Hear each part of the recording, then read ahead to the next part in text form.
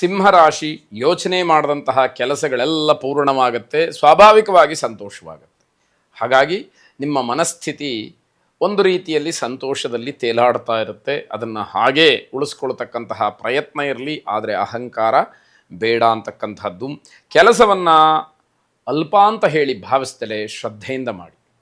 ಯಾವುದೇ ಕೆಲಸ ಇದು ನಿಕೃಷ್ಟ, ಈ ಕೆಲಸ ನಾನು ಮಾಡಬೇಕಾ, ನನ್ನ ಯೋಗ್ಯತೆಗೆ ಈ ಕೆಲಸನ, ಈ ರೀತಿಯಾದಂತಹ ದುರಹಂಕಾರದ ಪ್ರಶ್ನೆಗಳನ್ನು ಹಾಕ್ಕೊಳ್ಬೇಡಿ. ಯಾವುದೇ ಕೆಲಸ ನಿಮ್ಮ ಪಾಲಿಗೆ ಬರಲಿ, ಬಹಳ ಶ್ರದ್ಧೆಯಿಂದ ಮಾಡಿ. ಅದು ನಿಮಗೆ ಉನ್ನತವಾದಂತಹ ಸ್ಥಾನಮಾನಕ್ಕೆ ಕರ್ಕೊಂಡು ಹೋಗುತ್ತೆ. ಬೇರೆ ಬೇರೆ ಕೆಲಸಗಳಿಗೆ ಇದು ಅಡಿಪಾಯವಾಗುತ್ತೆ, ಮಾದರಿಯಾಗುತ್ತೆ ಅಂತಕ್ಕಂತಹ ಭಾವನೆ ನಿಮ್ಮ ಮನಸ್ಸಿನಲ್ಲಿ ಇರಬೇಕಾಗತ್ತೆ. ಹೊಸ ಕಾರ್ಯಾರಂಭಕ್ಕೆ ಅದ್ಭುತವಾದಂತಹ ದಿವಸ ಇದು. ಹೊಸದಾಗಿ ಏನನ್ನಾದರೂ ಕೆಲಸವನ್ನು ಆರಂಭ ಮಾಡ್ತೀವಿ ಅನ್ನೋದಾದರೆ ಆ ಯೋಚನೆಯಲ್ಲಿದ್ದರೆ ಬಹಳ ಸಂತೋಷದಿಂದ ಧೈರ್ಯದಿಂದ ಮುನ್ನುಗ್ಗುವಂತಹ ದಿವಸ ಇದು ಅಂತ ಹೇಳಬೇಕು. ಕೆಲಸ ನಿಮಿತ್ತ ಹೆಚ್ಚಿನ ವಿದ್ಯಾಭ್ಯಾಸದ ನಿಮಿತ್ತದ ಸಂದರ್ಶನ ನಿಮಗೆ ಶುಭಪ್ರದವಾಗುತ್ತೆ. ಅಂದರೆ ಯಾವುದಾದ್ರು ಇಂಟರ್ವ್ಯೂಗಳಲ್ಲಿ ನೀವು ಭಾಗವಹಿಸಿದರೆ ಅಂತಹ ಫಲಿತಾಂಶ ಉತ್ತಮವಾಗಿ ನಿಮಗೆ ಸಹಕರಿಸ್ತಕ್ಕಂಥದ್ದಾಗುತ್ತೆ. ಮುರಿದು ಬಿದ್ದಂತಹ ಸಂಬಂಧಗಳನ್ನು ಸರಿಪಡಿಸೋದಕ್ಕೆ ಇದೊಂದು ಉತ್ತಮವಾದಂತಹ ಅವಕಾಶ. ನಿಮ್ಮ ಮಾತಿಗೆ ಬೆಲೆ ಸಿಗ್ತಕ್ಕಂಥದ್ದು. ಯಾವುದೋ ಬಂಧುತ್ವ ಕಳೆದು ಹೋಗಿದ್ದರೆ, ನೆಂಟರು ಇಷ್ಟರಲ್ಲಿ ಮನಸ್ತಾಪಗಳಿದ್ದರೆ, ಕುಟುಂಬದಲ್ಲಿ ಯಾರಾದರೂ ಮಾತಾಡ್ತಲೇ ತಮ್ಮ ದ್ವೇಷವನ್ನು ಸಾಧಿಸ್ತಾ ಇದ್ದರೆ ಅವರೆಲ್ಲರನ್ನ ಸರಿಪಡಿಸಿ ಒಗ್ಗೂಡಿಸ್ತಕ್ಕಂತಹ ಒಂದು ಕೆಲಸವನ್ನು ನೀವು ಮಾಡಲಿಕ್ಕೆ ಪ್ರಯತ್ನ ಮಾಡಿದರೆ ಯಶಸ್ಸನ್ನು ಕಾಣ್ತೀರಿ. ನಿಮ್ಮ ಮಾತಿಗೆ ಸಂಪೂರ್ಣವಾದಂತಹ ಬೆಲೆ ಬರ್ತಕ್ಕಂಥದ್ದಾಗುತ್ತೆ. ಪ್ರೇಮಿಗಳಿಗೆ ತುಂಬ ಅಪಾಯದ ದಿವಸ. ಏನೋ ತೊಂದರೆಯನ್ನು ಮಾಡಿಕೊಳ್ತೀರಿ. ಆ ರೀತಿ ಯಾವ ರೀತಿಯ ದುರ್ಘಟನೆಗಳು ನಡೆಯಕೂಡದು ಅಂತಕ್ಕಂಥದ್ದು ಇಲ್ಲಿಯ ಕಳಕಳಿ. ಹಾಗಾಗಿ ಸರಿಯಾದಂತಹ ವಿವೇಕವನ್ನು ಇಟ್ಟುಕೊಂಡು ಆಲೋಚನೆ ಮಾಡಿ. ಶುಭವಾಗಿ. ಕನ್ಯಾ ರಾಶಿ ಮಹಿಳೆಯರಿಗೆ ಆರೋಗ್ಯದ ವಿಚಾರದಲ್ಲಿ ತುಂಬ ಆತಂಕವಾಗುತ್ತೆ, ಎಚ್ಚರಿಕೆಯಿಂದ ಇರಬೇಕು. ಆರೋಗ್ಯದಲ್ಲಿ ವ್ಯತ್ಯಯಗಳು ತುಂಬ ಕಾಣುವಂಥದ್ದು, ತುಂಬ ಬದಲಾವಣೆ ಕಾಣುವಂಥದ್ದು, ತೊಂದರೆಗೆ ಅವಕಾಶಗಳಿರತಕ್ಕಂಥದ್ದು ಎಲ್ಲವೂ ಕೂಡ ಸೂಚ್ಯವಾಗಿ ಕಾಣ್ತಾ ಇರತಕ್ಕಂಥದ್ದು. ಕೂಡಿಟ್ಟಿದ್ದಂತಹ ಹಣ ಕೇವಲ ಔಷಧೋಪಚಾರಗಳಿಗೆ ಖರ್ಚಾಗುತ್ತೆ. ಯಾವ ಭಾವನೆಯಿಂದ ಅಥವಾ ಯಾವ ಮನಸ್ಥಿತಿಯಿಂದ ಹಣವನ್ನು ಇಟ್ಕೊಂಡಿದ್ದೀರೋ ಗೊತ್ತಿಲ್ಲ. ಅದೆಲ್ಲವೂ ಕೂಡ ಔಷಧಿಗೋಸ್ಕರ, ಮಾತ್ರೆಗೋಸ್ಕರ, ವೈದ್ಯರಿಗೆ ಕೊಡೋದಕ್ಕೋಸ್ಕರ, ಆಸ್ಪತ್ರೆಗೋಸ್ಕರ ಖರ್ಚಾಗ್ತಕ್ಕಂಥದ್ದು ಆಗತ್ತೆ. ಹಣ ಖರ್ಚು, ಅನಾರೋಗ್ಯ ಇವೆರಡೂ ಕೂಡ ಮನಸ್ಸಿನ ಮೇಲೆ ತುಂಬ ಕೆಟ್ಟ ಪರಿಣಾಮವನ್ನು ಬೀರ್ತಕ್ಕಂಥದ್ದು. ಬದುಕಿ ಏನು ಪ್ರಯೋಜನ ಅನ್ನುವಷ್ಟರ ಮಟ್ಟಿಗೆ ನಿಮ್ಮ ಮನಸ್ಸು ನೋವಿಗೆ ಕಾರಣವಾಗ್ತಕ್ಕಂಥದ್ದಾಗತ್ತೆ. ಕಷ್ಟಪಟ್ಟು ಮಾಡಿದಂತಹ ಕೆಲಸ ಅಥವಾ ಹಳೆಯ ದಿವಸಗಳು, ಹಿಂದೆ ಪಟ್ಟಂತಹ ಕಷ್ಟ ಇವೆಲ್ಲವೂ ಕೂಡ ನಿಮಗೆ ನೆನಪಾಗತ್ತೆ, ಬೇಸರವಾಗತ್ತೆ. ನಾನು ಹೀಗಿದ್ನಾ ಅಂತ ಹೇಳಿ ಪ್ರಶ್ನೆ ಮಾಡಿಕೊಳ್ಳುವ ಹಾಗಾಗತ್ತೆ. ಆದರೆ ವಿಧಿ, ಸ್ವಯಂಕೃತ ಅಪರಾಧ ಇವು ಯಾರನ್ನೂ ಕೂಡ ಬಿಡದೇ ಇರತಕ್ಕಂಥದ್ದಾಗತ್ತೆ. ಕುಟುಂಬದವರಲ್ಲಿ ನಂಬಿಕೆ ಕಡಿಮೆ ಆಗುತ್ತೆ. ಯಾರೂ ಕೂಡ ನನ್ನ ಭಾಗಕ್ಕಿಲ್ಲ, ನನಗೆ ಯಾರೂ ಸಹಾಯ ಸಹಕಾರಗಳನ್ನು ನೀಡುವಂಥವರಿಲ್ಲ, ನಾನು ಏಕಾಂಗಿ, ನಾನು ಒಬ್ಬಂಟಿ ಇತ್ಯಾದಿಗಳು ಭಾವನೆಗಳು ಹೆಚ್ಚಾಗಿ ನಿಮ್ಮನ್ನು ಕಾಡುವಂಥದ್ದಾಗತ್ತೆ. ನಿಮ್ಮ ಸಹಾಯಕ್ಕೆ ಯಾರೂ ಕೂಡ ಬರುವುದಿಲ್ಲ ಅನ್ನುವಂತಹ ಮನೋಭಾವ ನಿಮ್ಮಲ್ಲಿ ಗಟ್ಟಿಯಾಗತ್ತೆ. ಅದು ಸತ್ಯವೂ ಹೌದು. ಯಾಕೆ ಅಂತಂದರೆ ಈ ಹಿಂದೆ ನೀವು ಮಾಡಿರತಕ್ಕಂತಹ ಎಲ್ಲ ಕಾರ್ಯಗಳನ್ನು, ಎಲ್ಲ ವಿಚಾರಗಳನ್ನು ಗಮನಿಸಿಕೊಂಡ್ರೆ ಅದು ನಿಮಗೇ ಅರ್ಥವಾಗುವಂಥದ್ದು. ಅದನ್ನೆಲ್ಲ ಗಮನಿಸಿಕೊಳ್ಳಿ. ನಿಮ್ಮ ತಪ್ಪಿಗೆ ಪ್ರಾಯಶ್ಚಿತ್ತವಾದಂತಹ ರೀತಿಯಲ್ಲಿ ನೀವು ನಡ್ಕೊಳ್ಳಿ. ಶುಭವಾಗಿ. ತುಲಾರಾಶಿ ಕುಟುಂಬದಲ್ಲಿ ಎಲ್ಲರೂ ಕೂಡ ಸಂತೋಷವಾಗಿರತಕ್ಕಂತಹ ಒಂದು ದಿವಸ ಇದು ಅಂತ ಹೇಳಬೇಕು.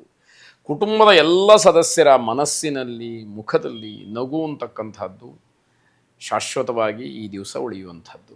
ಎಲ್ಲರೂ ಕೂಡ ಆನಂದದಿಂದ ತಮ್ಮ ತಮ್ಮ ಕೆಲಸಗಳನ್ನು ಮಾಡ್ತಕ್ಕಂತಹ ದಿವಸ ಇದಾಗತ್ತೆ. ಹಣ, ಬಂಧು, ವಿಶ್ವಾಸ ಎಲ್ಲವೂ ಕೂಡ ನಿಮ್ಮನ್ನು ಚಿಂತೆಗೆ ಅವಕಾಶವನ್ನೇ ಮಾಡಿಕೊಡದೇ ಇರೋ ಹಾಗೆ ಮಾಡುತ್ತೆ. ಬಂಧುಗಳು ಸಂತೋಷವಾಗಿರ್ತಾರೆ, ಹಣದ ಹರಿವು ನಿಮ್ಮ ಕಡೆ ಇರುತ್ತೆ. ಯಾವ ಕೆಲಸಕ್ಕೆ ಕೈ ಹಾಕಿದರೂ ಕೂಡ ಜಯವಾಗುತ್ತೆ. ಎಲ್ಲರೂ ಕೂಡ ಪ್ರೀತಿ ವಿಶ್ವಾಸದಿಂದ ನಿಮ್ಮನ್ನು ಅಭಿನಂದಿಸ್ತಾರೆ, ಆನಂದಿಸ್ತಾರೆ. ಎಲ್ಲರೂ ಕೂಡ ನಿಮ್ಮನ್ನು ಪೂಜ್ಯ ಭಾವನೆಯಿಂದ ಕಾಣತಕ್ಕಂಥದ್ದು. ನೀವು ನಿರೀಕ್ಷೆ ಮಾಡಿದಂತಹ ಎಲ್ಲ ಅಂಶಗಳು ಕೂಡ ಮನೆಯ ವಾತಾವರಣದಲ್ಲಿ ಇರುತ್ತೆ ಅಂತ ಹೇಳಿ ಒಟ್ಟಾರೆ ಹೇಳಬೇಕಾದಂಥದ್ದು.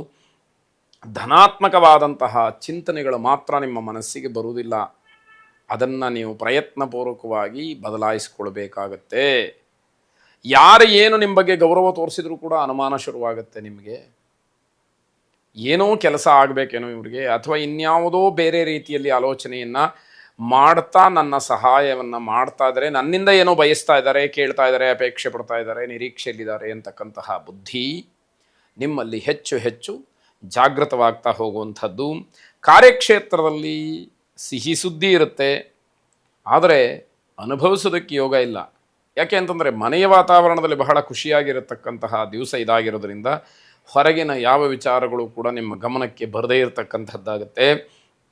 ಪ್ರೇಮಿಗಳಿಗೆ ಅಡ್ಡಿಯಾಗುವಂತಹ ದಿವಸ, ಸವಾಲುಗಳನ್ನು ಎದುರಿಸಬೇಕಾಗತ್ತೆ.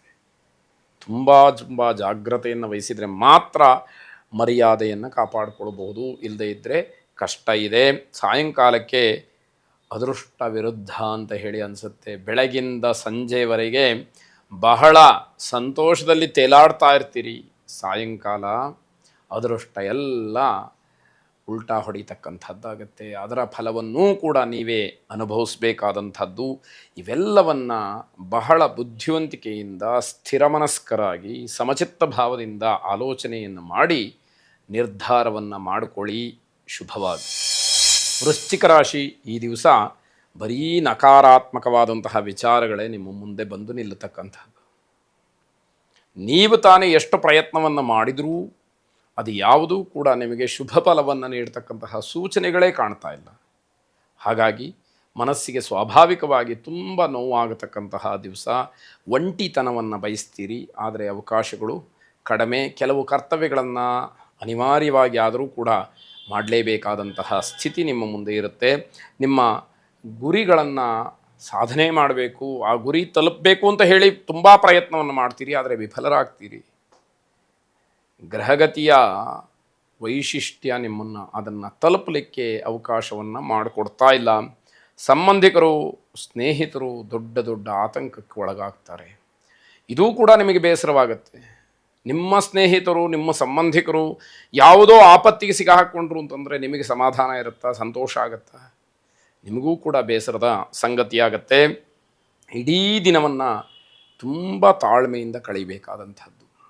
ಎಲ್ಲಿ ತಾಳ್ಮೆ ಕಳ್ಕೊಳ್ತಿರೋ ಅಲ್ಲಿ ಮತ್ತೊಂದಷ್ಟು ತೊಂದರೆಗಳು, ಸಮಸ್ಯೆಗಳು ನಿಮಗೆ ಅಡ್ಡಿಯಾಗಿ ಎದುರು ನಿಲ್ತಕ್ಕಂಥದ್ದು. ದಾಂಪತ್ಯದಲ್ಲಿ ಯಾವುದೇ ಕಾರಣಕ್ಕೂ ವೈಮನಸ್ಸೆ ಬರದೇ ಇರುವ ಹಾಗೆ ನೋಡಿಕೊಳ್ಬೇಕು. ದಂಪತಿಗಳ ಮಧ್ಯದಲ್ಲಿ ವೈಮನಸ್ಸೆ ಬಂತು ಅಂತ ಆದರೆ ಅದು ನಿಮಗೆ ತುಂಬ ತುಂಬ ನೋವನ್ನು ಕೊಡುವಂಥದ್ದಾಗತ್ತೆ. ಹಣದ ವಿಚಾರದಲ್ಲಿ ಭಿನ್ನಾಭಿಪ್ರಾಯ ಇರುತ್ತೆ. ಹಳೆಯ ಲೆಕ್ಕದಿಂದ ಒಂದಷ್ಟು ಬೇಸರವಾಗುತ್ತೆ.